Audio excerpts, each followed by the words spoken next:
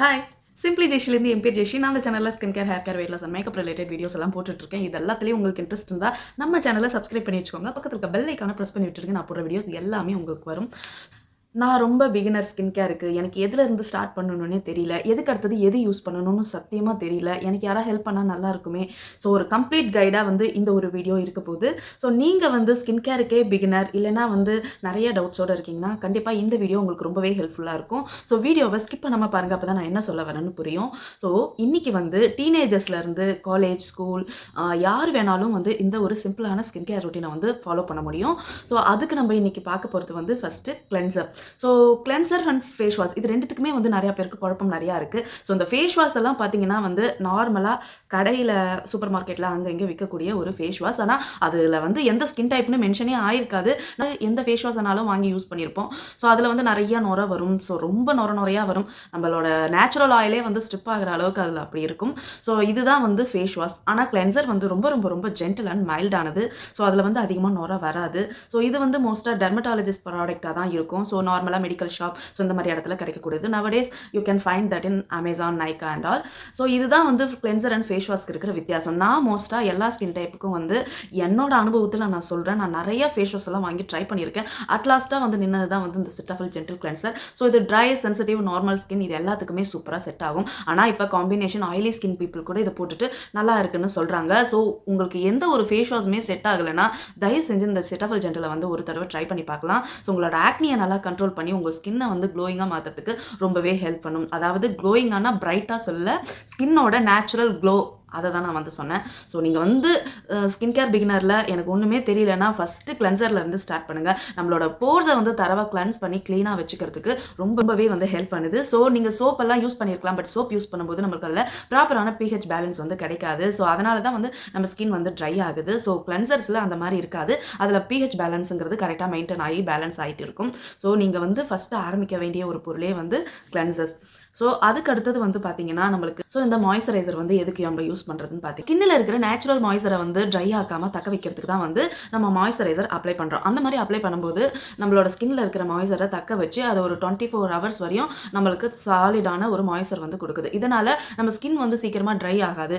Try ஆனதானே break outs வரும். Try ஆகலைன்னா இதெல்லாம் வராது. ஸோ அதனால தான் நம்ம மாய்ஸ்சரைசர் போடுறோம். இந்த மாய்ஸ்சரைசரும் கூட அந்தந்த ஸ்கின் டைப்புக்கும் தனித்தனியாக இருக்குது. நீங்கள் ட்ரை ஸ்கின்னா க்ரீம் பேஸ்டு ப்ராடக்ட்லாம் சூஸ் பண்ணலாம். ஆயிலி ஆக்னி ப்ரோன் காம்பினேஷன் ஸ்கின்னா ஒரு மாதிரி லைட் வெயிட்டான ப்ராடக்ட்ஸ், அதாவது oil free, water based, gel based இந்த மாதிரி ப்ராடக்ட்ஸ் எல்லாம் மாய்ஸ்சரைசர் ட்ரை பண்ணால் உங்களுக்கு சூப்பரான ரிசல்ட் இருக்கும். நெக்ஸ்ட் பார்த்தீங்கன்னா சன்ஸ்கிரீன். இந்த சன்ஸ்கிரீன் நிறைய பேர் இப்போ வரையும் கேட்குறது என்னன்னா, கட்டாயமாக சன்ஸ்கிரீன் யூஸ் பண்ணணுமா அப்படின்னு.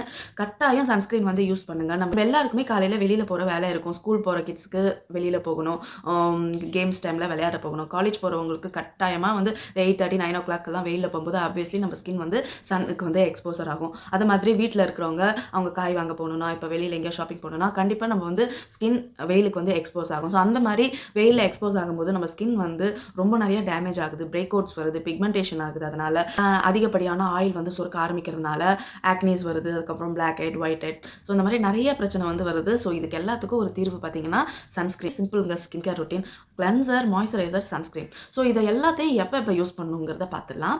மார்னிங் ஸ்கின் கேர் ரொட்டீனில் காலையில் நேரத்தில் குளிச்சிங்கன்னா கண்டிப்பாக குளிச்சுட்டு நம்ம ஃபேஸை ட்ரை பண்ணிவிட்டு நம்ம சன்ஸ்க்ரீன் போடுறது ரொம்ப முக்கியம்.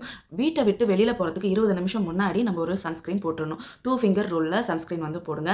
மோஸ்ட்டாக நீங்கள் யூஸ் பண்ணுற சன்ஸ்க்ரீன் SPF 50 இல்லை 40 இருக்கிற மாதிரி பார்த்து வாங்கிக்கோங்க. அதில் PA 4+ இருக்கான்னு பார்த்து வாங்கிக்கோங்க. அந்த ப்ளஸ் தான் நம்மளுக்கு ப்ரொடெக்ஷன் தரும்னு அர்த்தம். ஸோ அதுவும் இல்லாமல் UVA, UVB ரேசஸ் எல்லாம் பேன் பண்ணுமான்னு பார்த்து சன்ஸ்க்ரீனை பொறுத்தவரையும் இவ்வளோ தான் நம்ம முக்கியமாக செக் பண்ண வேண்டியது. மார்னிங் ஃபேஸ் வாஷ் பண்ணிவிட்டு ட்ரை ஸ்கின்னில் சன்ஸ்க்ரீன் அப்ளை பண்ணிக்கோங்க 2 fingerல.